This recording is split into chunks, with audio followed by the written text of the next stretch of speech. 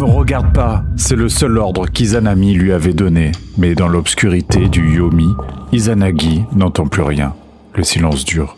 Trop longtemps. Alors il brise une dent de son peigne, l'allume comme une faible flamme et avance. La lumière glisse sur les murs, puis elle révèle celle qu'il était venu sauver. Izanami n'est plus la déesse qui créait le monde à ses côtés. Son corps appartient désormais au royaume des morts. Et les puissances du Yomi vivent en elle. Izanagi recule. Izanami comprend qu'il a brisé l'interdit. Sa honte devient fureur. Et soudain, comment les deux divinités qui avaient créé le Japon ensemble en sont-elles arrivées là? Pour le comprendre, il faut revenir avant même la naissance du Japon. Avant le Japon, il n'y avait pas encore d'île, pas de montagne dans la brume, pas de rivage. Sous les plaines célestes, la terre n'était qu'une matière instable, suspendue au-dessus de l'océan primordial. Alors, les divinités appelèrent deux kami. Izanagi, celui qui invite. Izanami, celle qui invite. Leur mission était immense, donner une forme au monde. Debout, sur le pan flottant du ciel, ils reçurent une lance ornée de joyaux. Ameno Nubuko. Ils la plongèrent dans les eaux du chaos. Le ciel tourna, la brume s'épaissit, l'océan commença à répandre. Quand la lance remonta, quelques gouttes tombèrent de sa pointe. Là où elles frappèrent l'océan, le sel devint terre. Une première île surgit, Onogoro. Le monde venait de prendre forme. Mais pour créer un pays, Izanagi et Izanami devaient encore s'unir. Et une seule parole prononcée trop tôt allait tout faire échouer. Sur Onogoro, il n'y avait encore ni ville, ni temple, ni peuple. Izanagi et Izanami élevèrent un grand pilier sacré. Autour de lui, ils bâtirent une demeure divine. Pour accomplir leur union, les deux kami partirent chacun d'un côté du pilier. Ils avancèrent en sens opposé, puis se retrouvèrent face à face. Et Izanami parla la première. L'union eut lieu, mais ce qui naquit ensuite ne fut pas reconnu parmi les terres sacrées. Leur premier enfant était imparfait. Puis vint une île d'écume, elle aussi écartée. Quelque chose avait été inversé. Les deux kami remontèrent vers les divinités célestes pour comprendre. La réponse tomba comme une loi ancienne. La parole n'avait pas été prononcée dans le bon ordre. Ils devaient recommencer. Mais cette fois, Izanagi parlerait le premier. Les deux kami redescendirent sur Onogoro. Encore une fois, ils tournèrent autour du pilier. Encore une fois, ils avancèrent chacun de leur côté. Mais lorsqu'ils se retrouvèrent, Izanagi parla le premier. Izanami répondit. Le rite fut accompli. Et cette fois, la création commença réellement. Awaji surgit d'abord, puis vient Shikoku,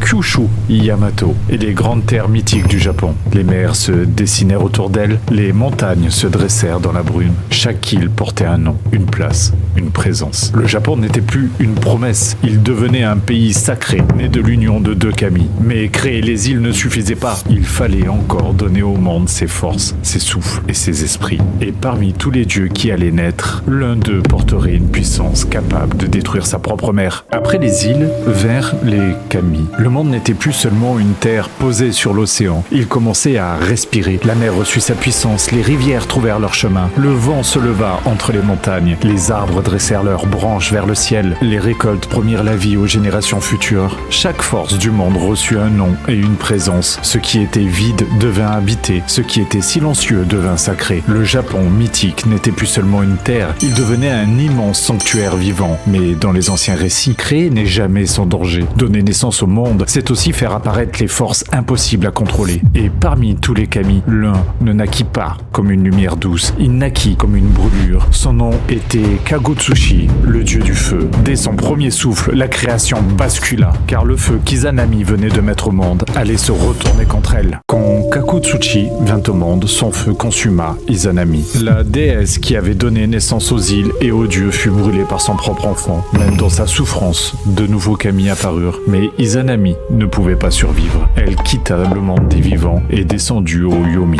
Izanagi resta seul, il pleura, il appela, puis sa douleur devint colère. Il tira son sabre et frappa Kagutsushi. De son son naquirent encore d'autres divinités. Même la violence des dieux engendrait le sacré, mais rien ne ramènerait Izanami. Et Izanagi refusa d'accepter cette séparation. Alors il prit une décision que même un dieu n'aurait pas dû prendre. Il allait descendre là où les vivants ne doivent jamais aller. Il allait chercher Izanami au Yumi. Le Yumi n'était pas un royaume de flammes, c'était un monde de nuit, de silence et de souillure. Un pays où ceux qui avaient avait quitté la lumière ne revenait presque jamais. Izanagi descendit pourtant. Il ne cherchait ni trésor ni pouvoir. Il cherchait celle avec qui il avait créé le Japon. Aux portes du monde des morts, il l'appela. Izanami apparut dans l'ombre d'un palais obscur. Izanagi lui demanda de revenir. Les terres qu'ils avaient créées, disait-il, n'étaient pas encore achevées. Mais Izanami avait déjà mangé la nourriture du Yomi. Ce simple geste la liait au monde des morts. Pourtant, elle accepta d'aller parler aux divinités du Yomi. Peut-être existait-il encore un passage. Peut-être pouvait-elle revenir. Mais avant de disparaître dans l'ombre, elle lui donna un seul ordre. Ne me regarde pas. Izanagi resta seul dans la nuit.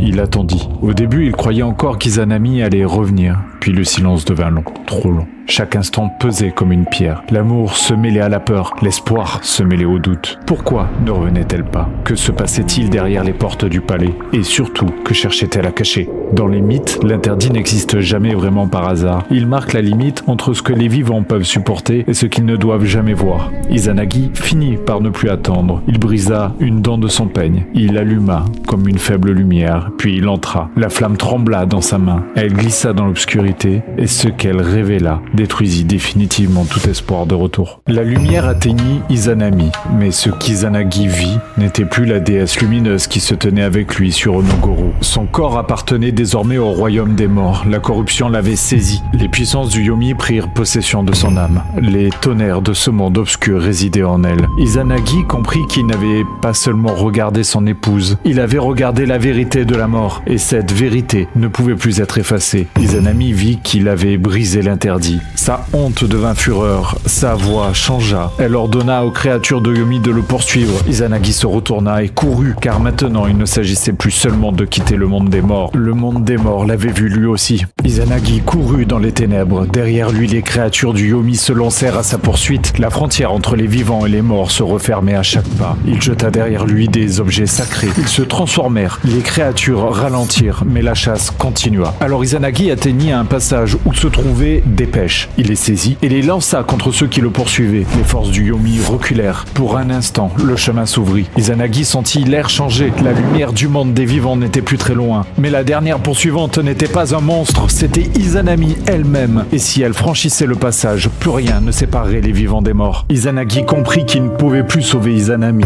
Il ne pouvait plus la ramener. Il ne pouvait plus protéger le monde. Alors il saisit une immense pierre et bloqua l'entrée du Yomi. La roche se dressa entre eux. D'un côté, Izanagi, de l'autre, Izanami. Les deux créateurs du Japon ne se tenaient plus autour du même pilier. Ils se faisaient désormais face à travers la frontière de la mort. Depuis l'ombre, Izanami annonça que chaque jour, elle ferait périr 1000 êtres du monde des vivants. Izanagi répondit que chaque jour lui en ferait naître 1500. Alors la loi du monde fut posée. La mort prendrait, mais la vie continuerait de naître. La pierre ferma le passage. Izanami devint la grande divinité du Yomi. Izanami retourna seul vers la lumière, mais on ne revint pas du Yomi intact. Izanagi avait échappé au Yomi. Pourtant, le monde des morts pesait sur lui. Il avait respiré son air, traversé son obscurité, vu ce qu'aucun vivant ne devait voir. Avant qu'un nouvel ordre ne puisse naître, il devait se purifier. Il se rendit vers l'eau et retira ce qu'il portait. Chaque objet abandonné fit naître de nouveaux canons. Puis Izanagi entra dans l'eau. Il lava la souillure du Yomi.